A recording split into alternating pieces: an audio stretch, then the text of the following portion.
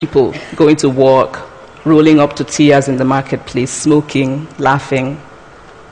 I remember first feeling slight surprise, and then I was overwhelmed with shame.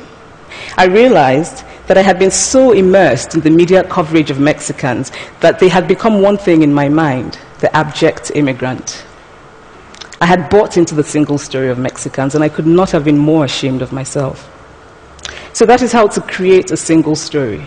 Show a people as one thing, as only one thing, over and over again, and that is what they become. It is impossible to talk about the single story without talking about power. There is a word, an Igbo word, that I think about whenever I think about the power structures of the world, and it is nkali. It's a noun that loosely translates to be greater than another. Like our economic and political worlds, stories too are defined by the principle of nkali. How they are told, who tells them, when they are told, how many stories are told, are really dependent on power. Power is the ability not just to tell the story of another person, but to make it the definitive story of that person. The Palestinian poet Mourid Barghouti writes that if you want to dispossess a people, the simplest way to do it is to tell their story and to start with secondly. Start the story with the arrows of the Native Americans and not with the arrival of the British, and you have an entirely different story. Start the story with the failure of the African state and not with the colonial creation of the African state, and you have an entirely different story. I recently spoke at a university where a student told me that it was such a shame that Nigerian men were physical abusers like the father character in my novel. I told him that I had just read a novel called American Psycho, and that it was such a shame that young Americans were serial murderers.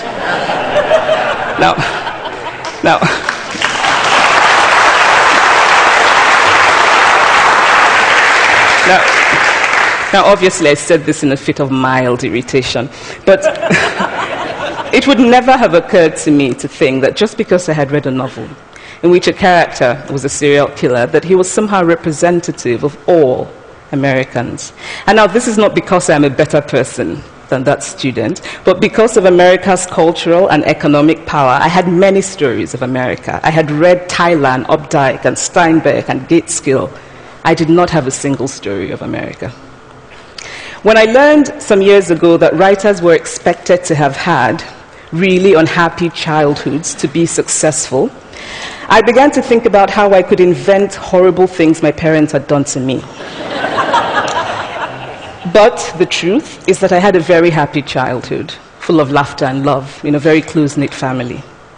But I also had grandfathers who died in refugee camps. My cousin, Polly, died because he could not get adequate health care. One of my closest friends, Okoloma, died in a plane crash because our fire trucks did not have water. I grew up under repressive military governments that devalued education so that sometimes my parents were not paid their salaries. And so as a child, I saw jam disappear from the breakfast table. Then margarine disappeared. Then bread became too expensive.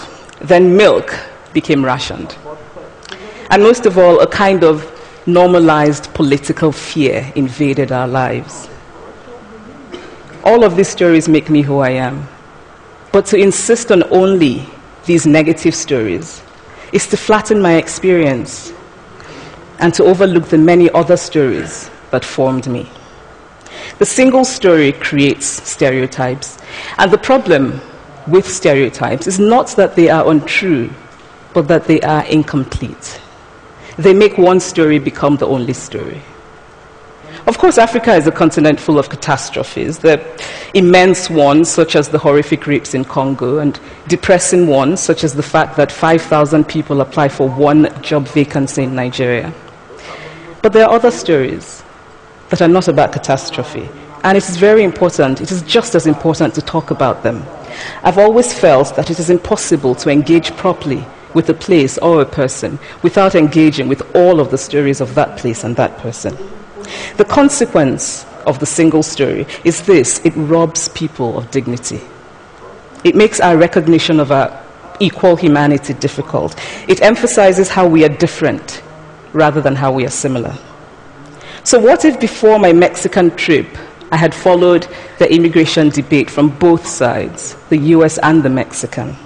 What if my mother had told us that Fide's family was poor and hardworking?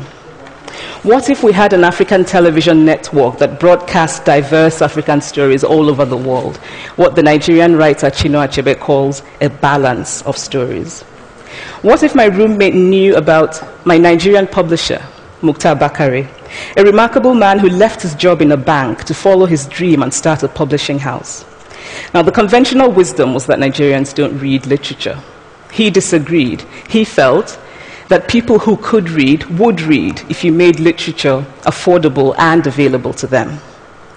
Shortly after he published my first novel, I went to a TV station in Lagos to do an interview.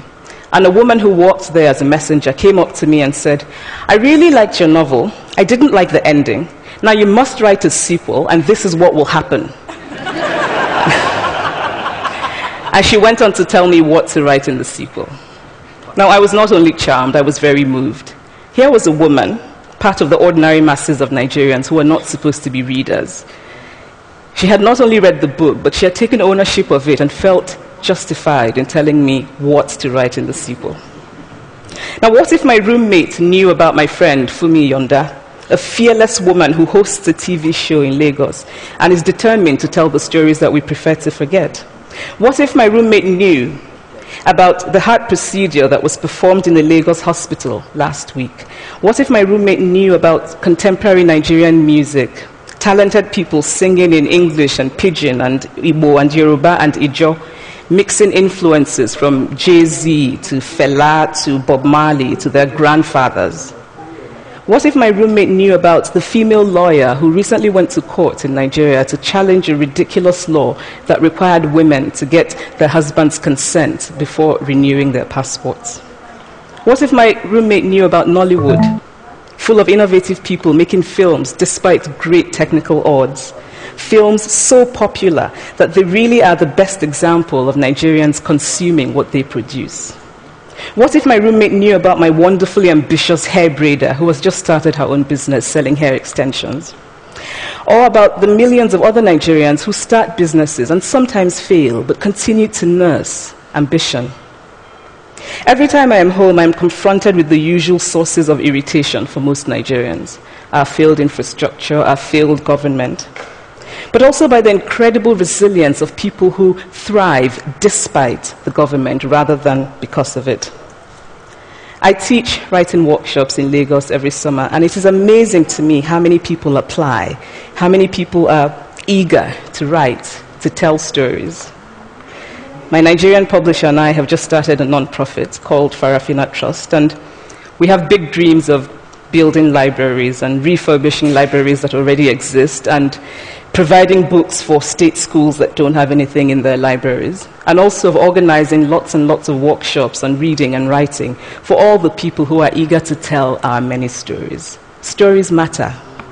Many stories matter.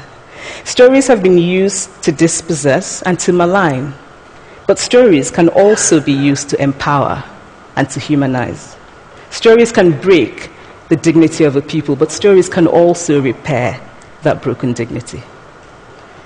The American writer Alice Walker wrote this about her southern relatives who had moved to the north, and she introduced them to a book about the southern life that they had left behind. They sat around reading the book themselves, listening to me read the book, and the kind of paradise was regained.